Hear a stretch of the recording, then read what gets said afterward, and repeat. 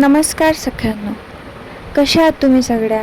स्वागत आहे तुमच्या लाडके चॅनलवर. आज आपण एका अशा विषयावर बोलणार आहोत जो आपल्या प्रत्येक गृहिणीच्या रोजच्या आयुष्याशी जोडलेला आहे. तो म्हणजे आपली संध्याकाळ. मला सांगा, तुमच्यासोबत कधी असं होतं का? दुपारची कामं संपवून आपण जरा वेळ आडवे होतो. तोच 5-5:30 वाजतात. डोळे उघडतात पण अंगात प्रचंड आळस असतो. आपण तसेच विस्कटलेल्या केसांनी त्याच दुपारच्या कपड्यांवर उठतो. हॉलमध्ये येतो तर तिथे कपड्यांचा ढीग पडलेला असतो.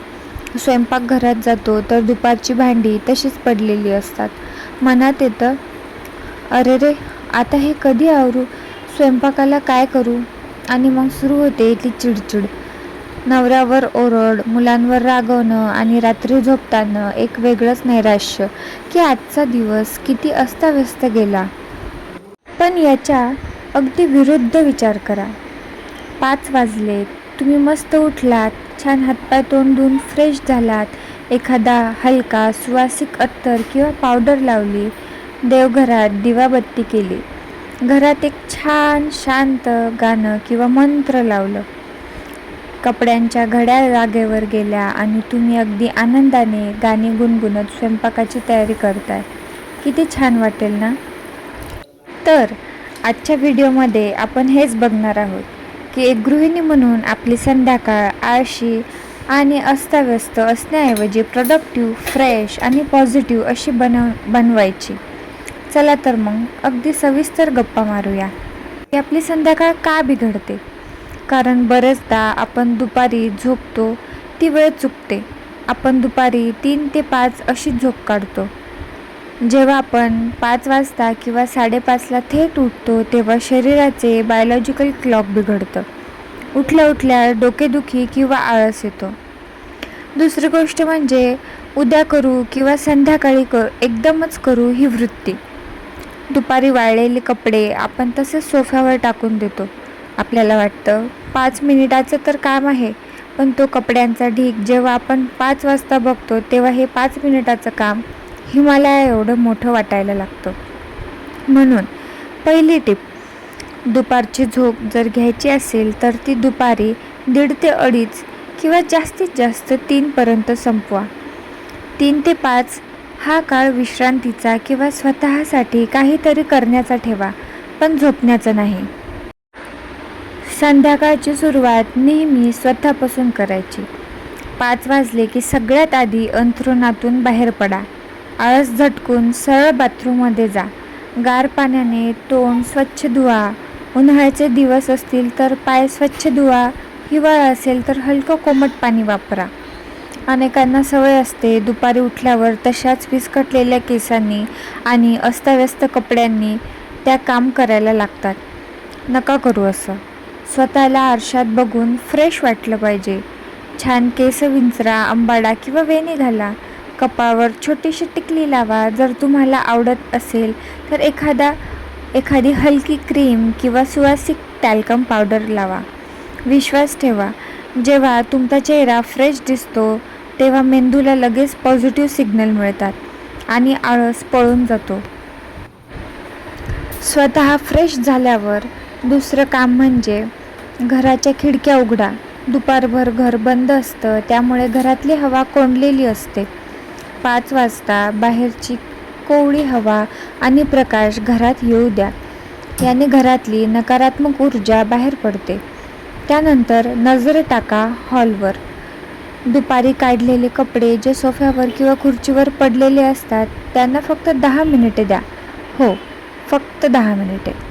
मी काय करते ना, कपड्यांच्या घड्या घालताना बॅकग्राऊंड एखादं छोटंसं किंवा एखादं छानसं गाणं लावते किंवा एखादा पॉडकास्ट लावते. गाणं ऐकता ऐकता कधी कपड्यांच्या घड्या होतात ते समजतही नाही. आणि सगळ्यात महत्त्वाचं, घड्या घातलेले कपडे तसेच ढीग करून ठेवू नका. लगेच त्यांच्या कपाटात किंवा जागेवरच ठेवा. हॉल एकदम चकाचक दिसायला लागतो. आता वेळ झाली आहे आपल्या संस्कृतीतल्या सगळ्यात पवित्र वेळेची. ती म्हणजे सांजवेळ. 6 ते 6:30च्या दरम्यान घरात दिवा लागलाच पाहिजे. तुम्ही स्वतः फ्रेश आहात, घर आवरलेलं आहे आता देवघरात या, हातपाय स्वच्छ आहेतच, देवापुढे दिवा लावा, अगरबत्ती लावा, घरभर धूप किंवा अगरबत्तीचा सुवास दरवळू द्या. जर शक्य असेल तर घराच्या मुख्य दरवाजाबाहेर आणि तुळशीपाशी एक दिवा नक्कीच लावा. या वेळेला घरात मोबाईलवर किंवा टी व्हीवर मोठ्या आवाजात भांडणाचे शो किंवा सिरियल्स लावू नका. त्याऐवजी लहान मुलांना एकत्र बसवून शुभम करोती म्हणा किंवा मोबाईलवर संथ आवाजात मंत्र स्तोत्र लावा. हा जो 10-15 मिनिटांचा काळ असतो ना, तो तुमच्या संपूर्ण घराचं वातावरण बदलून टाकतो. घरात एक प्रकारची शांतता आणि समृद्धी जाणवायला लागते. मनावरचा सगळा ताण हलका होतो. दिवाबत्ती झाल्यावर मन शांत होतं. आता आपण वळतो आपल्या हक्काच्या जागेकडे, स्वयंपाकघर. जेव्हा घर प्रसन्न असतं तेव्हा स्वयंपाक करायचा कंटाळा येत नाही. पण जर तुम्ही आळसाने स्वयंपाकघरात गेलात तर चविष्ट जेवण बनत नाही, कारण आपल्या भावना अन्नात उतरतात. स्वयंपाक सोपा आणि आनंददायी करण्यासाठी काही छोट्या गोष्टी करा. ओट्यावर आधीची काही भांडी असतील तर ती बाजूला करा. ओटा स्वच्छ कपड्याने पुसून घ्या. रात्रीच्या जेवणात काय करायचे हे आधीच ठरवून ठेवा. ऐनवेळी काय करू हा विचार करण्यात वेळ घालवू नका. भाजी चिरताना, पीठ मळताना घाई करू नका. हसतमुखाने, प्रेमाने स्वयंपाक करा, कारण हे अन्न तुमच्या कुटुंबाला आरोग्य देणार आहे. जर तुम्ही 7 ते 7:30 वाजेपर्यंत स्वयंपाकाची पूर्वतयारी करून ठेवली तर रात्री ऐनवेळी होणारी धावपळ पूर्णपणे वाचते. सख्यांनो, आता विचार करा, ही जी संध्याकाळ आपण पाहिली, जिथे तुम्हाला फ्रेश आहात, घर आवरलेलं आहे, देवापाशी दिवा जळतोय आणि स्वयंपाकघरातून छान सुवास येतोय, अशा घरात जेव्हा तुमचे मिस्टर ऑफिसवरून दमून भागून येतील किंवा मुलं अभ्यासावरून येतील, तेव्हा त्यांना कसं वाटेल? त्यांना घरात पाऊल ठेवताच एक सुखद अनुभव येईल. घरात कटकट होणार नाही, तुमची चिडचिड होणार नाही. उलट तुम्ही त्यांच्याशी हसून बोलू शकाल, त्यांच्या दिवसभराच्या गोष्टी ऐकून घेऊ शकाल. या उलट जर आपण तोंड न धुता विस्कटलेल्या केसाने कपाळाला आट्या घालून स्वयंपाक करत असू तर घरात येणाऱ्या माणसालाही नकारात्मक वाटतं. म्हणूनच संध्याकाळची ही 2 तास आपल्या पूर्ण घराची एनर्जी ठरवतात. बऱ्याच मैत्रिणी म्हणतात, ताई बोलायला सोपं आहे, पण रोज रोज हे कसं जमणार? मी म्हणेन, एकदम सगळं बदलू नका. उद्यापासून फक्त एकच गोष्ट करा. 5 वाजता उठून सगळ्यात आधी छान तोंड धुवा आणि केस विंचरा. फक्त एवढंच. 2 दिवसांनी त्या दिवाबत्तीची सवय जोडा. हळूहळू ही तुमची लाईफस्टाईल बनेल. स्वतःसाठी आणि आपल्या कुटुंबासाठी एवढं करणं अजिबात कठीण नाही. आपण गृहिणी या घराचा कणा आहोत. आपण जशा असू तसंच आपलं घर असणार. तुम्हाला आजचा हा व्हिडिओ कसा वाटला? तुमच्या घरात संध्याकाळची दिनचर्या कशी असते? मला खाली कमेंट करून नक्की सांगा.